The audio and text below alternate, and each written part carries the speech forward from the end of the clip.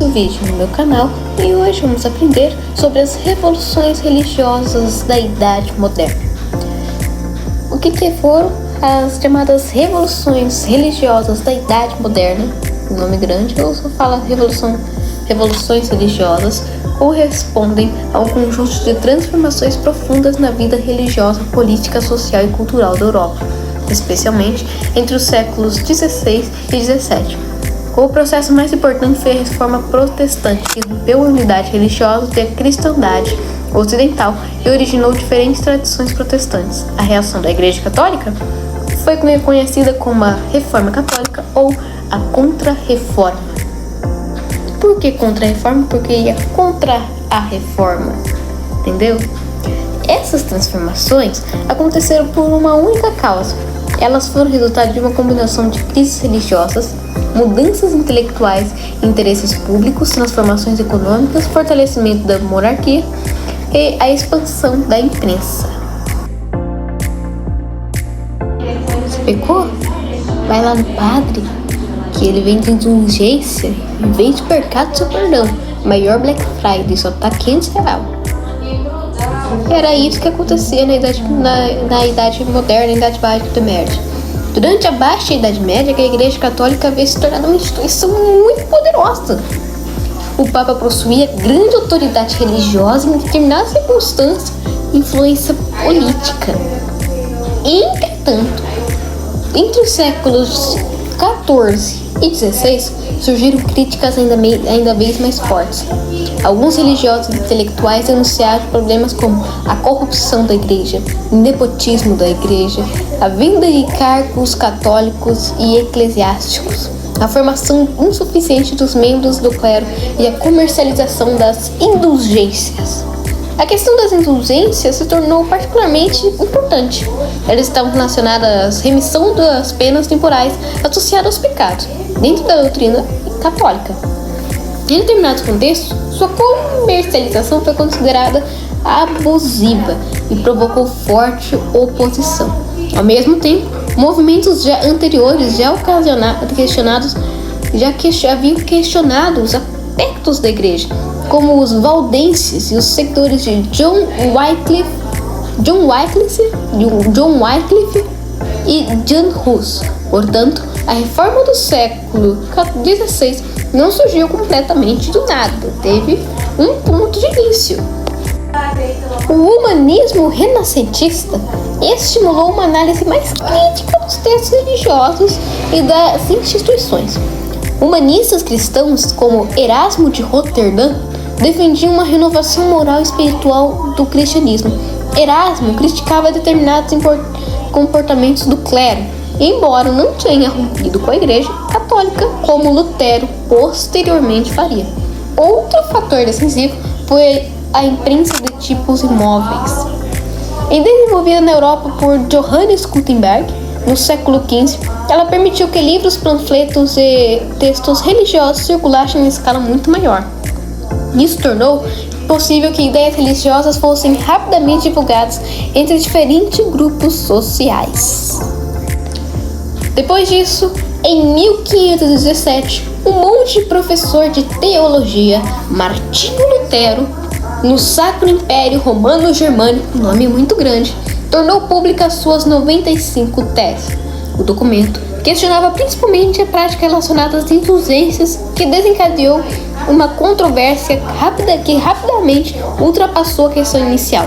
Lutero passou a defender os princípios que entravam em conflito com a estrutura doutrinária e institucional da Igreja Católica.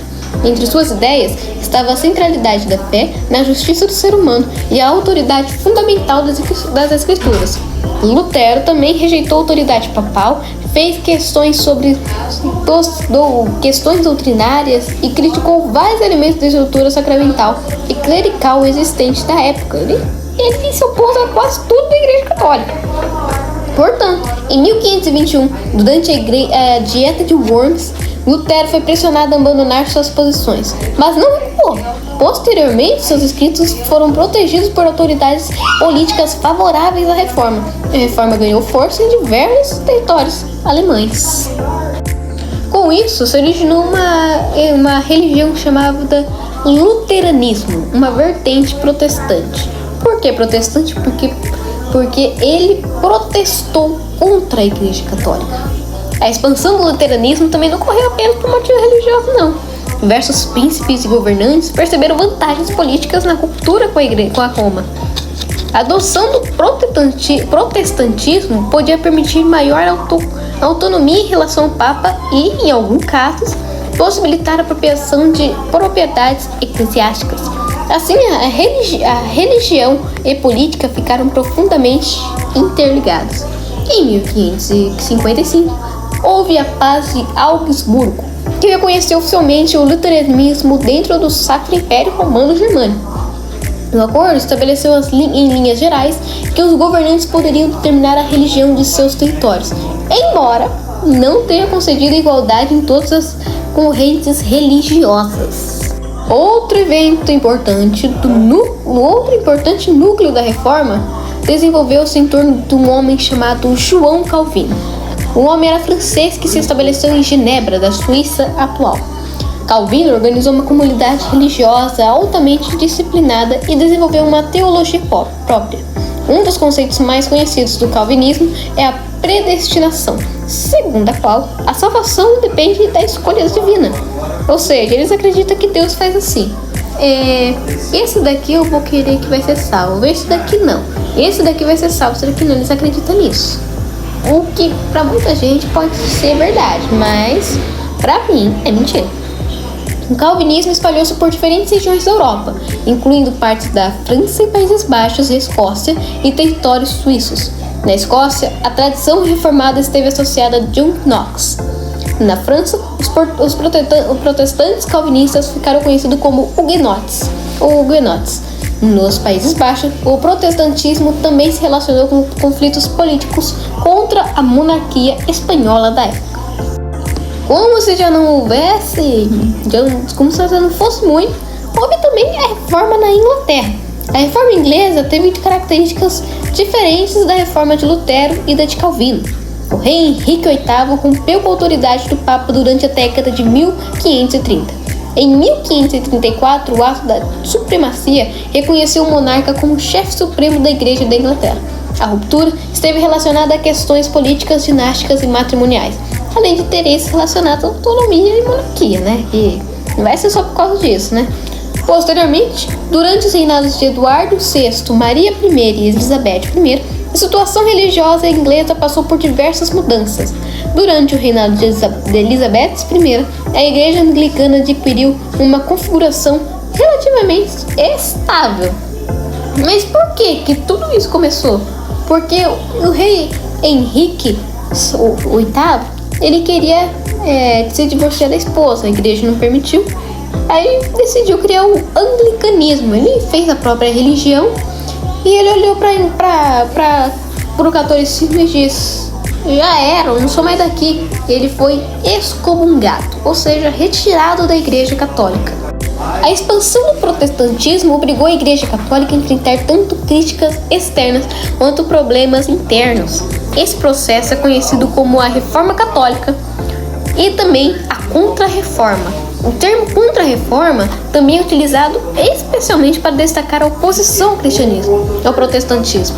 A Igreja Católica não queria seguir o que o protestantismo falava. A Igreja, portanto, promoveu reformas disciplinares, fortaleceu a formação do clero, reafirmou suas posições doutrinárias, e o acontecimento central foi o Concílio de Trento, realizado em 1545 e 1563. O concílio reafirmou pontos fundamentais da doutrina católica, incluindo a importância da tradição da Igreja, dos sacramentos e das obras juntamente com a fé dentro da compreensão católica da salvação. Também foram tomadas medidas para combater abusos e melhorar a preparação dos sacerdotes. Portanto, nessa época, começou a chamada Revolução Católica, ou a Contra-Reforma Católica. Por isso, essa daí cai também na sua prova de história. Por isso, presta atenção na aula que eu tô dando, que eu sei e tô me ensinando para vocês. E fundada por Inácio de Loyola e aprovada pelo Papa em 1540, a Companhia de Jesus tornou-se uma das principais instituições da Reforma Católica. Os jesuítas tiveram enorme importância na educação, formação religiosa e nas missões. Eles atuaram na Europa, na Ásia, na África e na América. Pablo, mas a Oceania?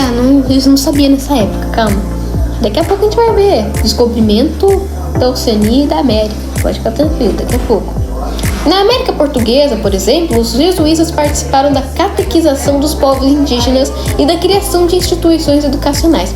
Entre seus membros, destacou-se José de Anchieta, que atuou no Brasil colonial. A Igreja Católica também fortaleceu mecanismos destinados a combater aquilo que considerava heresia. Portanto, houve o começo da Inquisição e da censura. A Inquisição Romana, reorganizada em 1542, investigava pessoas suspeitas de defender doutrinas consideradas contrárias à fé católica. Também houve maior controle sobre seus livros e ideias. O Index Librorum Prohibitorum, publicado inicialmente em 1559, reunia as obras cujas leitura era proibida aos católicos pelas autoridades eclesiásticas. Essas medidas demonstram que a Reforma Católica não foi apenas um movimento de renovação interna, mas também uma tentativa de preservar a unidade e a autoridade da Igreja Católica. Infelizmente, não foi só isso que aconteceu. Também ocorreram as chamadas guerras religiosas. A divisão religiosa provocou conflitos violentos em várias regiões da Europa. Na França, os católicos e huguenotes envolveram-se em uma série de guerras durante o século XVI. Um dos episódios mais conhecidos foi o Massacre da Noite de São Bartolomeu, em 1572, quando milhares de protestantes foram mortos em meio à violência religiosa. Já no Sacro Império Romano-Germânico, tensões religiosas e políticas contribuíram para a Guerra dos 30 Anos entre 1618 e 1648. Realmente tem 30 anos. Embora tenha começado em um contexto fortemente religioso, o conflito envolveu também disputas territoriais, políticas e entre grandes potências europeias. A guerra terminou com a Paz de Westfália, em 1648, que reorganizou relações políticas e religiosas dentro do mundo europeu da época. As revoluções religiosas alteraram profundamente a Europa. A antiga unidade religiosa do cristianismo ocidental foi rompida. O continente passou a apresentar uma diversidade maior de tradições cristãs, principalmente catolicismo, luteranismo, calvinismo e anglicanismo. Luteranismo de Lutero, calvinismo de Calvino e anglicanismo do Henrique VIII. A autoridade universal do Papa foi enfraquecida em diversos territórios. Os monarcas e governantes ganharam maior controle sobre assuntos religiosos em seus estados. A religião também se tornou um elemento importante na formação das identidades políticas e nacionais. No campo cultural, a expansão da leitura e da circulação de textos religiosos contribuiu para a mudança na relação entre os indivíduos, conhecimento e instituições religiosas. A reforma também teve consequências fora da Europa, como a competição entre católicos e protestantes, o que acompanhou a expansão marítima e colonial europeia, levando diferentes tradições cristãs para as Américas, África e Ásia. Aqui está o Ted. O Ted não tem nada a ver com o vídeo, mas ele vai participar também, tadinho. É importante não interpretar a Reforma Protestante simplesmente como uma disputa entre Lutero contra a Igreja Católica. Ela foi um processo muito maior, mas muito pior que só Lutero contra a Igreja Católica. Havia questões teológicas, como a natureza da salvação, a autoridade das Escrituras, vinda de indulgências, adoração a santos. Também tinha questões políticas, como o poder dos príncipes e reis, o poder do rei absoluto, absolutismo, entre outros. Questões econômicas relacionadas à propriedade e às riquezas da igreja, moeda, essas coisas, e questões culturais favorecidas pelo humanismo e a imprensa, que podia, para o povo poder ler os livros, ler a Bíblia, que antigamente a Bíblia era em latim. Quem não sabia latim, se lasque, não vai ler não. Era isso que eles falavam. Mas agora, depois das revoluções religiosas, a Bíblia foi traduzida em diversas línguas, todas as línguas do mundo. Se quiser, eu posso fazer também um vídeo de curiosidades bíblicas de outros países, que nem todos os países tiveram a mesma tradução. Tiveram países, por exemplo, que Jesus, o pão da vida, porque ele era o principal alimento. Só que em algumas culturas, como são pouco pão que a pessoa come e mais torta, fala, Jesus é o torta da vida. Mas a gente vai ver em outro vídeo. E por isso as revoluções religiosas na Idade Moderna foram simultaneamente religiosa, política, social, cultural e econômica. Tudo isso em um só. Agora mistura isso com uma batalha. Não é bem assim. Ainda é muito mais do que isso. Portanto, esse foi o vídeo, né? Agora que você sabe, você pode falar para seus coleguinhas, para seu professor de história, você pode falar para todo mundo que você conhecer, você vai olhar e vai falar, agora eu sei as revoluções religiosas da Idade Moderna. E aí você já começou a aprender a história das religiões. Mais pra frente a gente pode ver também a história de outras religiões. Só vocês pedirem, colocar no comentário que eu posso colocar. História dos evangélicos, da Assembleia, Pentecostal, entre outras. Só pedir que eu faça o vídeo, sem problema. Então foi esse o vídeo, até o próximo vídeo. Tchau, estuda, tchau. Até o próximo vídeo, tchau. Tchau. Eu gosto de falar tchau.